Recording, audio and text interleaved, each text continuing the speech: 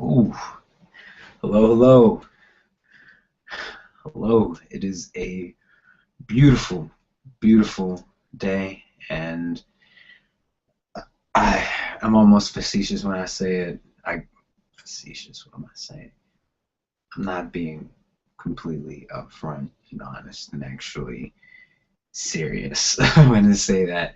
It has been off and on, drizzly, rainy, but it's a beautiful day. Still, you gotta appreciate the day. Now, the the day's just been okay. A lot of information exchange, a lot of issues as far as workflow. There you go. Workflow. Got it. So it's been a little busy, but got a lot done, without a doubt. Just surpassed expectations. So feels good. Feels good. a little a little bummed. My dad and brother are out fishing, out on the boat, and be there for I think a day or two, a couple days. I think next Saturday. Yeah. So yeah, it'd be nice to go. Though I'm not one for boats, small boats. I'm also not necessarily one to fish, even though I like fishing and actually would like to do it more often so I could be the type that would fish. So, you know, you gotta do it to practice. Next year I'll be going hunting, so, maybe I'll catch the next fishing trip for midsummer. So it's not so bad. Not so bad. Um, Very interesting day of stories. And I'm not even going to mention the whole interview last night. Not even going to mention it, but it's definitely a very nice day, or very jam-packed day of information. First, now I saw probably from the title, I want to hear something when I use my auxiliary cable in work vehicles, personal vehicles, all that, and mine's starting to die. And it's funny because I bought an auxiliary cable only because I thought it cool that it had two ends that would go into the stereo. And that was, gosh, probably 98. 1998. And only used it, seriously, starting starting probably, excuse me, over a year ago. Over a year ago when my wife borrowed it, gave it to her. And it's the best auxiliary cable I've ever seen. It was so thick, I didn't see anything like it. It was cheap compared to what's out there nowadays because everybody needs one. So basically, everyone I bought since that one in 1998 has been garbage. And I really wonder how long does everyone else's auxiliary audio cable, the I think 3.5, something like that, how long does it last everyone else? And I've been through in the last 18 months, I have been through three. I kind of want to say 3.5. Not sure why. But I've been through about three in a little over a year. So I feel like they should last longer than that. And I assume I'm not getting cheap ones. I only got a cheap one once, and I said, oh, I won't get a cheap one again. So it'll last longer. And I'm not quite sure what's going on with that. All that said, I'm looking for a decent one if there are any suggestions out there. And couple that I've just been looking at, obviously just looking, and they're under $10. And that one right there, you can see. This is Amazon, of course, and gotta love the ability to have everything in one place. And honestly, I got on here just to check whether whether I could find one in decent price and where they had good reviews, or and the ones I got before, they had decent reviews. So just checking the field. All that said, I would like to have a wonderful, beautiful, one just perfect sounding over the ear wireless Bluetooth headphones again. I miss mine. You, I could be in my own world. I have a mask. I sleep during the day normally. I put my mask on. The world could be going on around me, and it just doesn't do a thing. I go to sleep. I'm in my own world. It was my personal man cave. Put my headphones on, put the mask on. See no evil, hear no evil. I'm knocked out. So speaking of evil, no. I wonder if anybody else remembers that old, really old cartoon with the horrible, but the three monkeys that were causing trouble, and then let's see no evil, see no evil, see no evil, no. Yeah, all that. That's the old cartoons I used to watch. I used to watch Hercules, a bunch of stuff. Remnants of being up way too late at night in my adolescent years. Anyway, I feel as though one of the other sounds will, of course, being able to hear first, have the actual cables working appropriately, but also I came across a couple of articles that reminded me of another sound, if you will. Now, the sound that I'm referring to would be from the Saturn V rocket that NASA used to send our astronauts to the moon. And at one point in time, it was the loudest sound ever recorded by man. And it's excessively cool. I guess it's weird to say excessively, but it is incredibly awesome to see so much going on in the space industry. Not to brag, of course, that Virginia actually has a good developing chunk of the space industry. But you have here I think it's 6 hours and 23 seconds. 20 seconds, yeah, from the debut of the Dragon V2 rocket, which will be capable of taking people into space again. They've been currently delivering cargo and supplies up to the space station and really just making its inroads into the industry and being a service provider. Funny to say it that way, but things need things out there. So they've been making a great name for themselves, developing the reusable rockets, and I mean, just imagine the cost savings not having to dig something out of the ocean. So that's recovery cost reduced to zero, especially when you can just reuse the equipment. But I mean, even after reusing the equipment, you have to remember that, besides not paying for the recovery, you have to remember you're actually reusing equipment, which before everything was a huge trash pile, I'm assuming, at the bottom of the ocean, because I haven't heard or I don't hear much about things being recovered. Maybe the large fuel tanks, the liquid fuel tanks, possibly. I know the solid, they're gone. They fall off of the atmosphere. They're just gone, I'm pretty sure. But the ability to reuse, but also controlled landings. Now, I've seen some of these cool videos, and maybe I should have put one on for everyone to see it, but it is so interesting to see a rocket landing itself. Obviously no one on there flying, but hey, a little extra fuel, and land! Safe, less maintenance. Let's do some checks, make sure everything's still together, let's get something back into space. That's the type of innovation you want. Just the zeal to be able to do it. You're not trying to be outlandish saying, yes, we're going to build 4,000 rockets, and we're just going to send one up every day. And we'll get them back eventually, maybe, but we're going to do this way. It's pretty cool.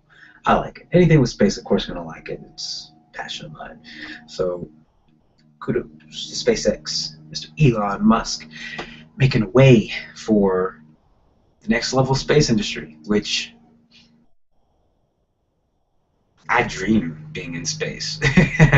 I've always been intrigued and interested by the vacuum of space, the freedom, the openness of space. Beautiful thought, nostalgic, even in memory. The last thing I really want to talk about, which I suppose it would be befitting for me to go ahead and go to the website, but it's radio. Oh wow, I just totally forgot. And randomly my phone opens the camera, which it does every now and then. Ah, yes. And I remember it's .org because they said the website enough times that I remembered it during the podcast, which I'm going to learn about that. But Radiolab, one of the most interesting introductions to a podcast that I've had. And yes, I'm a freaking tool because I've heard about it. Joe Rogan mentioned it probably 30 times in the last 2 weeks. And I finally said, let me go ahead and check it out. I was expecting to be something a little more meatheady, maybe something involving fighting or just an interesting... Honestly, I expected to be like a Brian Callen podcast, and which is good, but just not the energy I'd be looking for. You know, loud and talking and you know, stuff like that. So very pleasantly surprised by how wonderful the podcast was. Now, I know that I'm going to eventually do an audio version of everything, but I really love how the topics they covered were just interesting. I mean, now the first one I listened to was this one right here. You can see the skull, which really talked about an unknown skull. It's a Taung or Tong child skull, which is a skull found in South Africa, and it's in a completely different type of form and shape than what we would imagine human skulls being, and even had where the hole is, where the spine would connect, it was in a position where it was obvious that the creature would have to be upright. So it was a not quite human, well, noticeably not human. You know, they're saying scientists, I've never liked the term, really, I never cared for much for it, but the missing link type of scenario where it's just, it looked more to have features from primates, but not necessarily fully human primate type of features. So very interesting, but very likely, well, it was a great story on how they told the story, who they got to tell the story.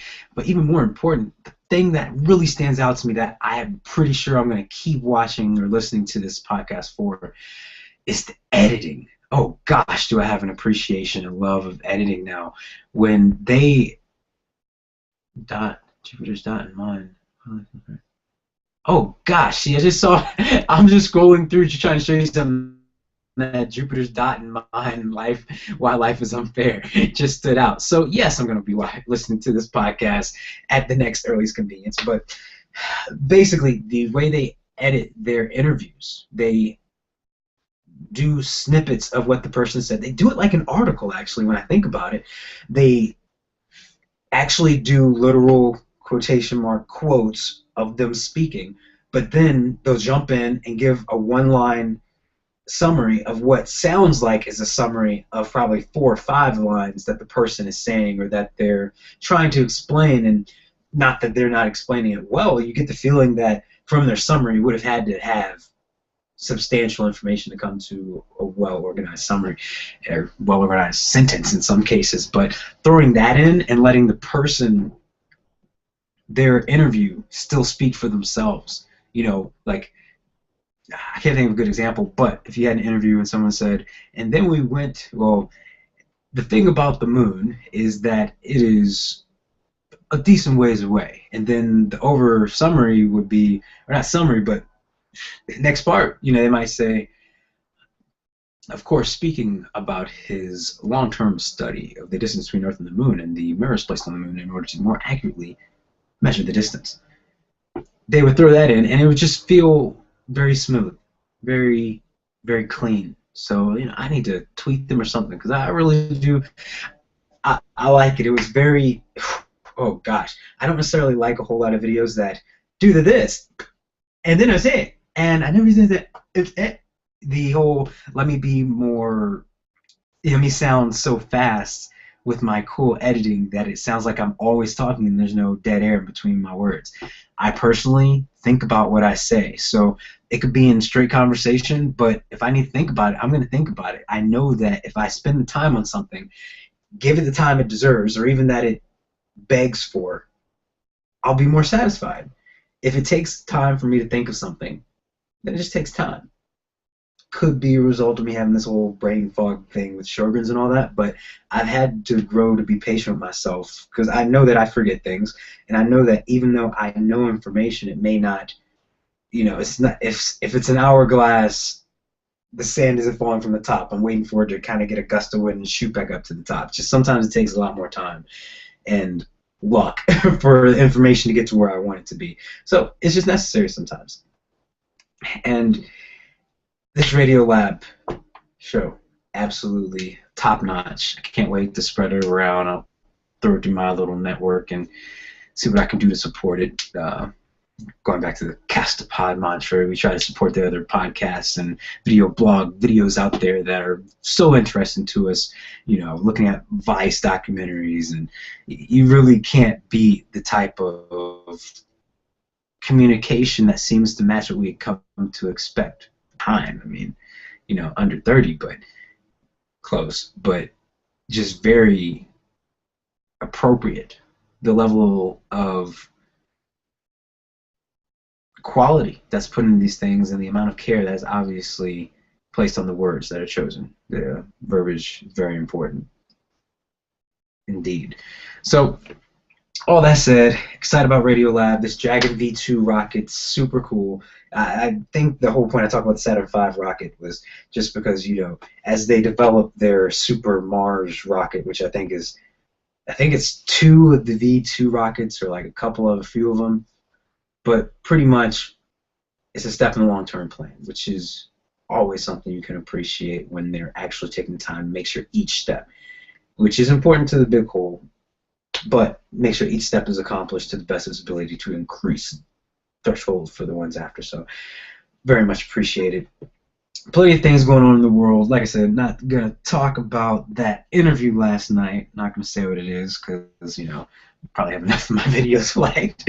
But, I really enjoy information, and I appreciate those who have honor about openness and integrity. Something when a leader that you recognize as low, I'm speaking on a local level, like, your local pharmacy or something, you have a poor leader that it stands out like a scar on your face. So it's good to know that of the people, there are those out there willing to put themselves in the line to do what they feel is right, the moral imperative to do what they believe is best, which sometimes could be incredibly wrong. But it's a good goal to have. It's honorable and respectable and something to be proud of if you're attempting to reach those goals. So it's great. Anyway, so enjoy the day. Appreciate you stopping in. I'm going to go try to get to sleep a little early today and just enjoy the evening as best I can. Not raining, still cloudy, but it's almost Friday. Sweet. All right, have a good day.